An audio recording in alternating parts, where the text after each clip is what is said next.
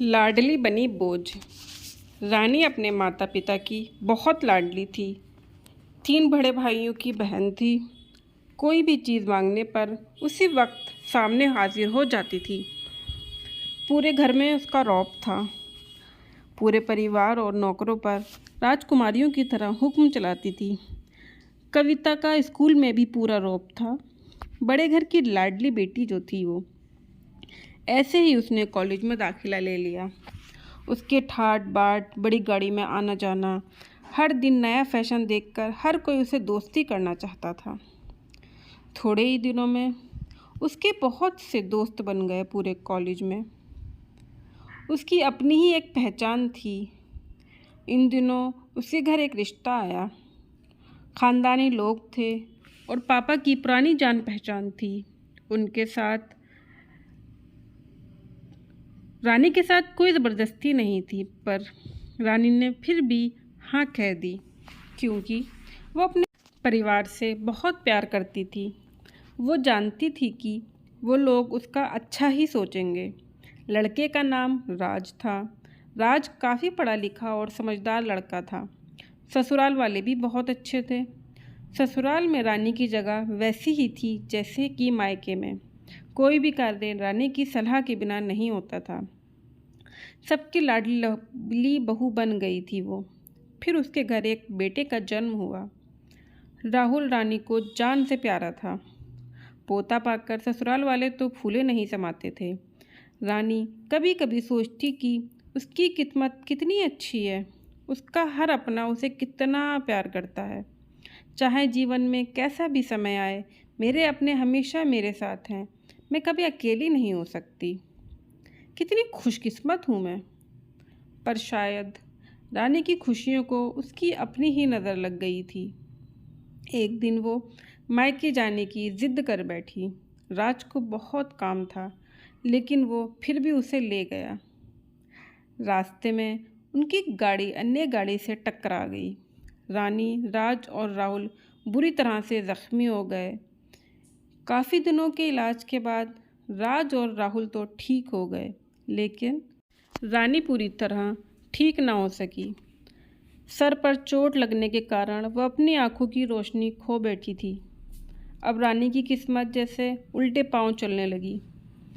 मायके वाले कुछ दिनों तक उससे मिलने आते रहे। फिर कभी कभार फ़ोन ही करके पूछ लेते कि अब कैसी हो।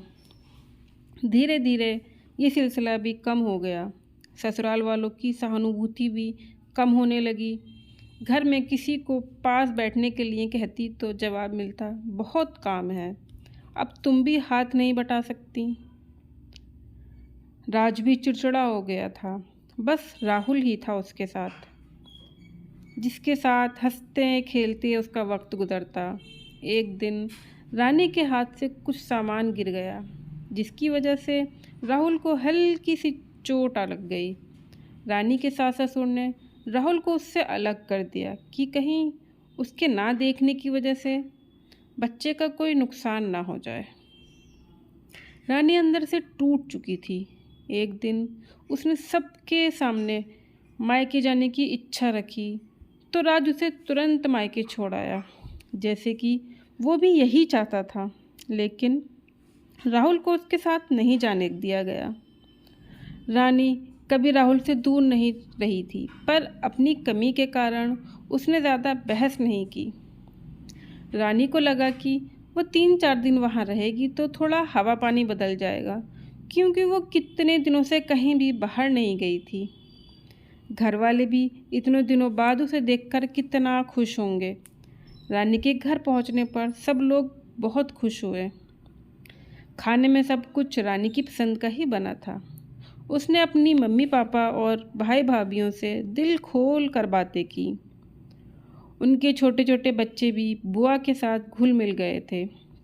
रात को सोने के वक्त जब वो कपड़े बदलने लगी तो उसे पता चला कि उसका बैग तो बहुत भरा हुआ था।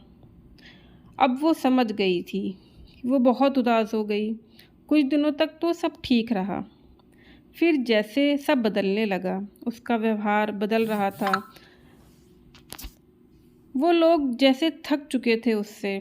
सब लोग घुमा फिरा कर पूछने लगे कि राज कब आ रहा है उसे ले जाने। वो बहाना बना देती, जबकि वो जानती थी कि उस घर में अब उसके लिए कोई जगह नहीं।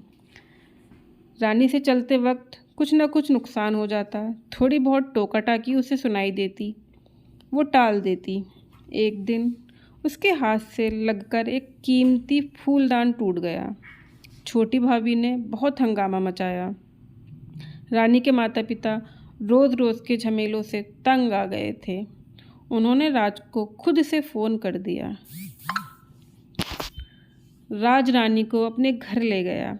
रानी को अपने परिवार वालों से ये उम्मीद ना थी। जिस रानी के कहे बिना घर में एक पत्ता भी नहीं हिलता था, उस घर के लिए वह अब बोझ बन चुकी थी। राज के साथ ससुराल आते वक्त वो बहुत खुश थी, क्योंकि वो अपने घर जा रही थी, अपने जिगर के टुकड़े राहुल के पास। परंतु ये खुशी भी बहुत कम वक्त की थी। सारा बंदोबस्त पहले ही किया हुआ था।